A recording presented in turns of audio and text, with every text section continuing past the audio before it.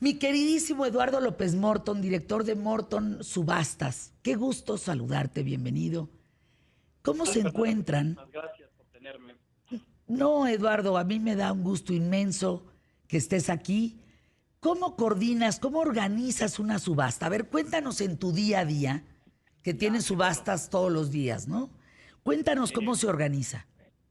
sí, mira, no tenemos subastas todos los días, son Ujú. aproximadamente tenemos como tres por semana, dos o tres por semana. Y organizarlas, pues es toda una labor. Mira, te platico, todo empieza con el cliente, todo empieza con un consignante que le llamamos nosotros, que nos echa una llamada o nos manda un correo o viene directamente a la oficina y nos dice, oye, me acabo de hacer de unas piezas o ya estoy harto de las piezas que tengo o tengo una necesidad económica o cualquier cosa que vaya a ser la situación, pero necesito que me digas cuánto valen las cosas que tengo y que me ayudes a venderlas lo más rápido posible. Entonces todo empieza así. Bien. Dicho y hecho esto, ya empieza nuestra labor, que es, en primera instancia, ya sea ir a la casa del cliente o si el cliente la trajo, evaluar las piezas. Para eso tenemos un equipo dedicado pues tenemos un montón de departamentos. Tenemos antigüedades, tenemos arte moderno, tenemos joyería, libros, vinos, en fin. Entonces, cada uno de estos departamentos tiene un evaluador profesional que es el que asigna los precios en base a resultados internacionales o resultados igual domésticos que hayamos tenido. Y entonces así empezamos a construir la subasta. Tenemos el lote número uno, por ejemplo, que es de la persona X, que es un jarrón de Vinos LA no sé qué, 28. y, y vale tanto dinero. Ujú. Y entonces así nos seguimos, el lote número 2, el lote número quién sabe qué, y la métrica es como llegar a 250, 300 lotes, eso es lo ideal. Pero después de evaluar viene todo el proceso de promoción. Entonces, nosotros catalogamos, fotografiamos y mandamos todo, pues a veces hay en el periódico, a veces tengo este tipo de entrevistas, que muchas gracias por de nuevo por tenerme aquí, pero el chiste es que la gente sepa que tenemos esta casa de subastas, que es una vía para Claro. vender bienes muebles, la más rápida, y que además a la par, las subastas es un lugar para encontrar de verdad cosas maravillosas que son muy difíciles de encontrar. Eduardo López Morton, ¿cuánto tiempo lleva López Morton? ¿Más de 30 años? ¿35, 40?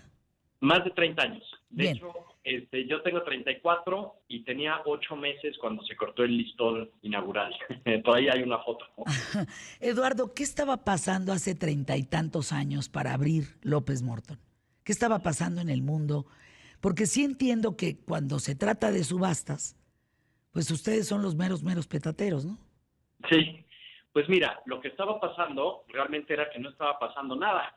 Mi jefe, en una visita a Inglaterra, a Londres, él se daba sus vueltas por ya sea Sotheby's, Christie's, Phillips, en estas casas de subastas inglesas, y dijo, en un momento como de eureka, en una subasta dijo, oye, ¿por qué no hacemos esto en México? Esto no existe, nadie lo hace, o si lo hacen, no lo hacen de manera profesional y competente. Yo creo que puede haber un nicho de mercado aquí. Y entonces fue de la mano de un personaje inglés que luego les platicaré, pero que llegaron bueno, que ya aquí en México empieza pues a poner los cimientos de lo que somos ahorita. Sé que subastas de todo. Subastamos prácticamente de todo. ¿Qué no? ¿Qué te prohíbes, Eduardo López Morton? ¿Qué dirías, mi Fer, esto sí no, porque es muy complicado, porque siempre hay tranza, porque no me gusta? ¿Qué te prohíbes en las subastas? Lo que no manejamos realmente son electrodomésticos y línea blanca, por ejemplo, porque eso es más complicado, a veces no sirven, la gente quiere una garantía de que funciona. Entonces, ese tipo de cosas no nos metemos. Pero lejos de eso, porque además la logística, andar moviendo refrigeradores, estufas, pero lejos de eso, sí, manejamos casi de todo, siempre y cuando tenga un valor, pues nuestro piso, por decirlo así, es un valor de 1,000 pesos. Entonces, todo lo que sea arriba de 1,000 pesos es lo que está dentro de nuestro universo.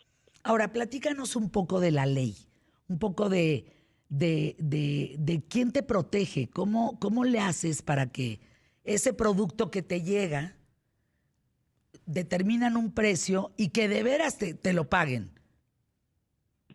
Ok, mira, esto es algo que nosotros hemos tratado, nos hemos acercado con las autoridades para tratar de regular un poco el mercado de las subastas. Esto es bien interesante porque cuando nos acercamos siempre nos dicen, oigan, Si no está regulado, ¿para qué le mueves? ¿Para qué se regularizan? Y es precisamente eso. Lo que nosotros estamos buscando como casa de subastas única en México es que exista una serie de reglas, digo, que nosotros podríamos en algún dado caso dictar junto con la autoridad, de decir, estas son las bases del juego para que tanto la casa de subastas esté protegida como para que el consumidor, en su caso, tenga un trato justo, honesto y transparente. Entonces, por lo pronto no hay nada que regule. Nosotros hacemos, digo, las leyes de competencia normal, pagamos los impuestos que corresponden y estamos en el marco de la ley.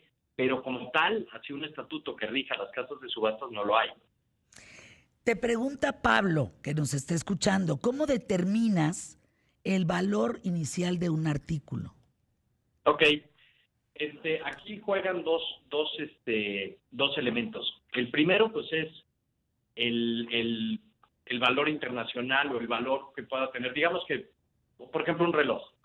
Le voy a poner dos ejemplos. Un reloj, pues ya hay muchos como él, entonces de alguna manera fácil de determinar. Ya se le podrá bajar o subir el precio de acuerdo a su condición, si trae cajas, si trae papeles, etcétera. Pero ¿qué pasa, por ejemplo, con una obra de arte que nada más hay una? Entonces, ahí pues hay de dos vías. Podemos ver los archivos de la casa de subastas y ver si hemos tenido artistas contemporáneos similares o incluso el mismo artista y ver cómo se han movido los precios, o en dado caso por pura experiencia. Tipo, hay cosas que nada más se venden en México, que no están en casas de subastas internacionales y es difícil de evaluar. Por ejemplo. Pues, por ejemplo, estoy pensando en Chucho Reyes, por ejemplo. Los casos de Chucho Reyes, pues es difícil que vayan a aparecer en casas de subastas en Europa, por ejemplo, y es algo que es un mercado que lo tenemos muy marcado. Entonces, ahí a base de experiencia y de cómo hemos visto que responde nuestro mercado, es la manera en la que nosotros ponemos los precios. Digo, son dos ejemplos muy sencillos. Obviamente el universo de piezas a valor es gigantesco. Es que fíjate, Eduardo, yo creo que esto es muy complejo porque una cosa es el precio real del producto, de lo que sea, ¿no? Y otra es el terrible deseo de tenerlo. Exacto. ¿No? Exacto. Entonces, el precio, cuando yo veo como estas Fridas, ¿no? Que han estado en Sotheby's, o Ajá. piezas caras, ¿qué piezas, por ejemplo, para ti han sido un icono, ¿no? En ese sentido. Sí. Fíjate, dos piezas que me recuerdo haber tenido aquí en el Salón de Mortones, esto ya tiene algunos años, como 10 años, pero subastamos la silla de montar de la emperadora Carlota, la esposa de Maximiliano. Esta pasó por nuestras puertas y fue una locura. Y también, fíjate que nos llegó Charles Darwin, El origen de las especies, esta monumental ¿El obra. libro? El libro, pero la primera edición. No, ¿de qué me estás hablando? O sea, la primera edición, y me parece, estoy casi seguro que venía con una ligerísima inscripción en lápiz del mismísimo Darwin, ahora sí. Antes de irnos a anuncios QTF y regresar contigo, Eduardo López Morton, ¿en cuánto se vendió la silla y en cuánto el libro? ¿Te acuerdas? La silla superó los 5 millones de pesos, no me acuerdo exacto el monto, y el libro se fue en más de 6 millones de pesos, ¿cómo ves? No, bueno. Es que es lo que les digo, es lo que platicamos con Eduardo. Una cosa es lo que cuesta y otra cosa es esta avidez por tenerlo, que pagas lo que sea, lo que sea. La famosa oferta y demanda. Exacto. Eduardo López Morton, te dicen, ¿qué no será que el señor López Morton se tenga que encargar de la subasta del avión?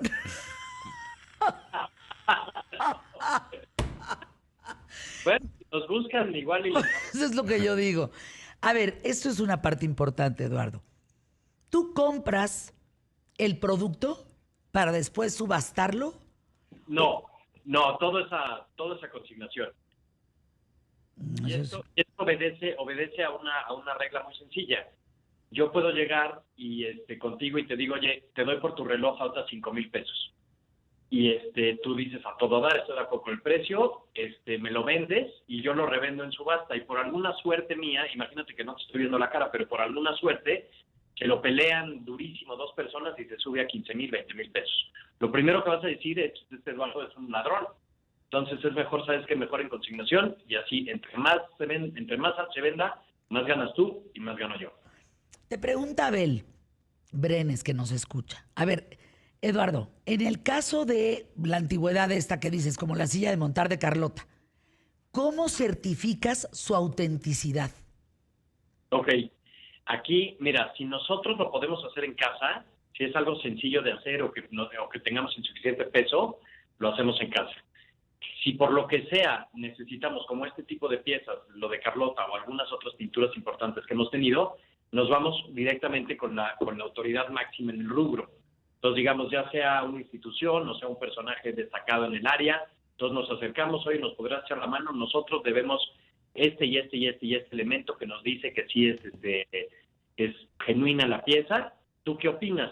Y entonces, en algunas ocasiones nos dicen a todo dar, sí, tienes toda la razón, además, mira, yo le veo esto y lo otro, y listo. O a veces nos dicen, sabes que yo tengo la duda, no me late tanto, esto se ve raro, está medio cucho, y entonces, si hay alguna duda, no lo manejamos.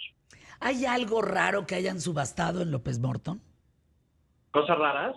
Pues sí. Uy, pero montones. Mira, te puedo platicar de dos. Hay una cosa que le dicen la llave del gentil hombre. No sé si hayas oído de esto. Cuéntanos, por favor.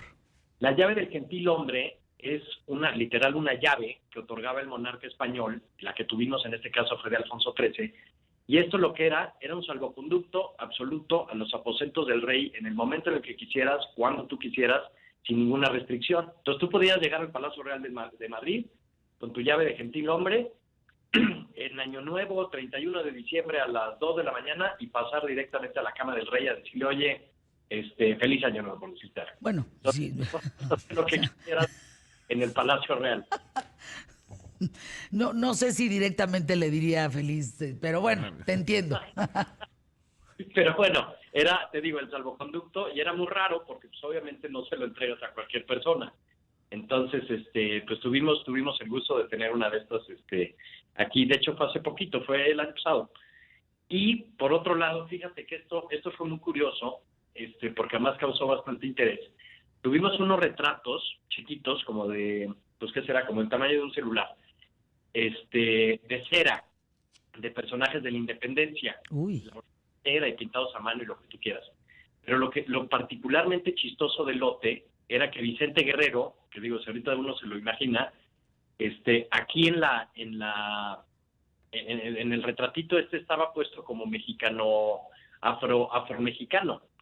Entonces, digo, ya después la historia se encargó de ponernos a Vicente Guerrero como una especie como de español, blanco, lo que fuera, pero realmente como el artista o el autor conoció directamente a los personajes, pues lo puso, lo retrató como lo que era, un mexicano, un afromexicano, pero ahora sí que ese detalle se ha estado perdiendo en la historia. Ahora, Eduardo, la memorabilia da un paso hacia la subasta. Yo digo, lo pienso por un balón, por un autógrafo, por una guitarra, en fin, o son rubros distintos. No, fíjate, es un mercado padrísimo. A mí en lo particular me gusta mucho y es algo que de repente también me mete a internet a buscar y no sé qué cosa. Pero aquí en México es un poco más complicado este rubro porque si bien en Estados Unidos hay un ente regulador, por ejemplo, que se dedica a evaluar y a certificar y a emitir dictámenes de este tipo de piezas, que si los zapatos de Michael Jordan, que si la camiseta de Kobe Bryant. Pero entonces en Estados Unidos existe la certeza de que el lote o lotes que estás comprando son reales y se usaron en el estadio o lo que tú quieras. Aquí en México hay maneras de certificarlo, pero no existe nadie que te diga o no está completamente, ya sabes, o sea, no está por todos lados, pero es difícil evaluar y certificar estas cosas porque muchas veces hay mucho falso, pero incluso las cosas reales pues carecen de certificado y eso es lo que vale. El comprador lo que quiere a la hora de comprar el balón de, no sé, del América, lo que tú quieras, lo que quieres es saber que la firma sí es realmente lo que es y que no te están tomando el pelo. Y como no existe alguien que lo certifique, es un poquito más complicado.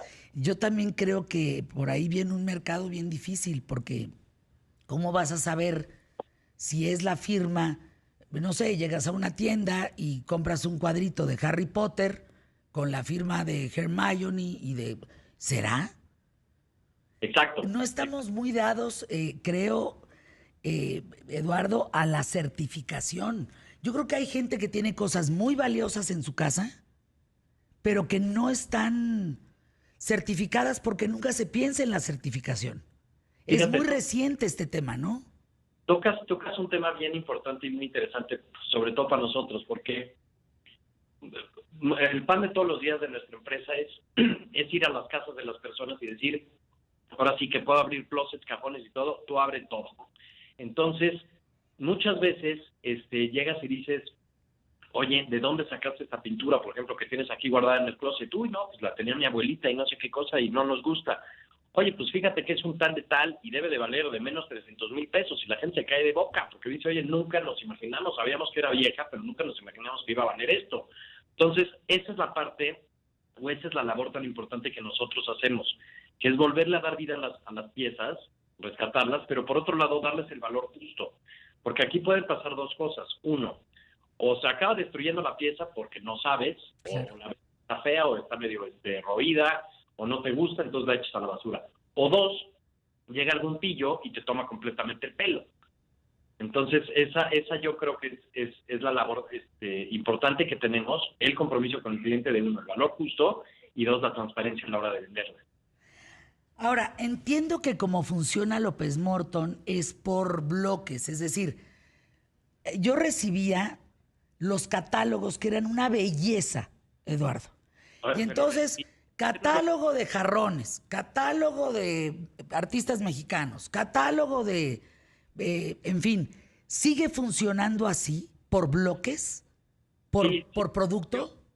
oye, agrego una cosa, yo no sé por qué no te siguen llegando, pero me voy a encargar en este instante que sigan llegando, ¿eh? Qué Pero, adorado. Y además te quiero decir una cosa, y te lo demuestro cuando vayas a mi casa. Tengo los catálogos, me parecen de una belleza importante saber cuál ha sido la historia que ha pasado de subastas en México a través de López Morton. Y he visto unas cosas que digo, ¿cómo llegó esto a López Morton? ¿Cómo? Pero siguen subastando así. sí, sí seguimos en bloques y el chiste son las categorías para no volver tampoco loco al cliente y no volvernos locos nosotros tampoco con la catalogación. Entonces, por ejemplo, ayer fue la subasta de joyería y relojes, precisamente ayer. Entonces, 300 y cacho lotes, nada más joyería, nada más relojes. Pero también te quería platicar una cosa, porque además de los bloques que bien mencionas, que son los catálogos físicos que conoces, tenemos un elemento adicional que son las subastas sabatinas, que son las subastas de oportunidades. Que esto, porque mucha gente luego nos dice, oye, pues la verdad yo ni voy a sus oficinas porque todo está bien caro, o toda va gente muy elegantiosa y entonces a mí me da pena, que de entrada es una mentira, pero hicimos este nuevo departamento que se llama, te digo, oportunidades, que son cosas más sencillas, son lámparas del siglo XX, alfombras de estos pakistaníes que igual y no son de la mejor calidad, pero entonces ahí las tenemos.